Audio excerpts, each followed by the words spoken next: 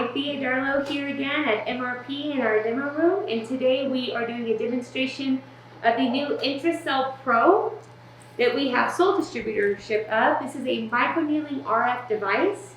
So our beautiful model today has come in to help her gracefully age. So we're going to be doing some overall skin resurfacing. We'll start on her forehead at a 0.5 needle depth. A couple passes and see how she tolerates it and moves on. Okay, so patient's nice and numb, little nitrous to keep everything calm, and we'll go ahead and get started. Bipolar mode. It's keeping the handpiece perpendicular to the skin.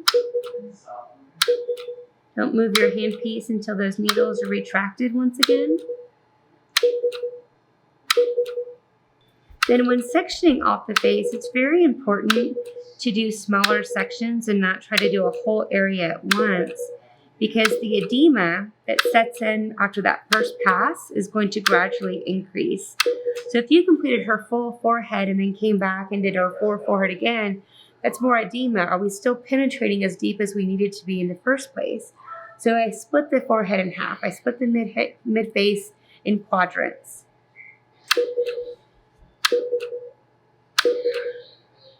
And sometimes people don't need multiple passes everywhere. They just need multiple passes in specific allocated areas. Now I'm also using the cross-hatching method where I went horizontal, and on my second pass, I'm going vertical to ensure that I'm creating more ablative holes and getting full coverage of the treatment area. Now, I'd like to show you something, and this is something I see a lot with microneedling devices, whether there's RF or not, is we tend to get thin around in our temple area, and we've got these nice little vessels right here. And if you're going really deep, it's very easy to puncture those, and then we have purpura. If this happens and you start seeing that bleed out, apply firm pressure for 30 seconds to a minute to ensure that we can get that bleeding to stop. We don't want that to go into, like, drain down their face. You can also roll.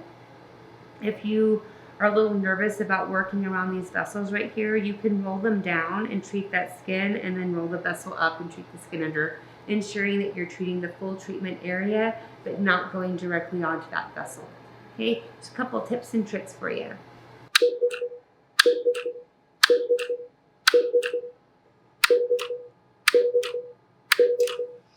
And then for my third pass, I'm going to go right back through the glabella right here. Just give her a little bit more of aggressive treatment to treat those lines on the glabella.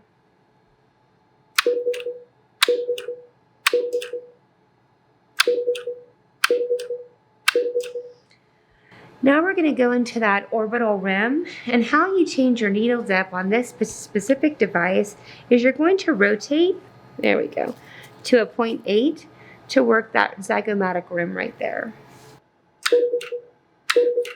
It's really important for you to have bone under the treatment area, so you can pull that tissue to the rim area, and you're able to treat the tissue that normally sits inside that ocular cavity by just pulling down a little bit so you can get a full treatment of the eye. But also a key note to remember is when you're in these more vascular areas that are thin, try not to press down too firmly with your handpiece. You really want to keep that even kill directly just contact surface of the skin. So just increasing to a level 7, which is going to have more impedance on that radio frequency to hold that energy in there for a longer amount of time to create that tissue retraction we need in that soft tissue coagulation.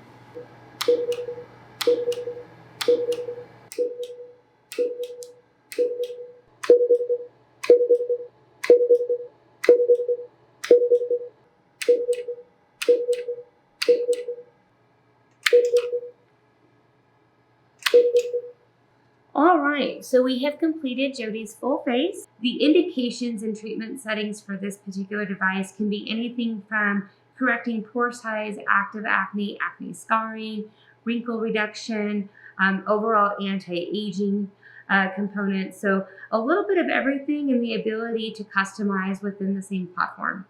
Now, I hope you enjoyed this video, and I hope to see you soon again. Take care.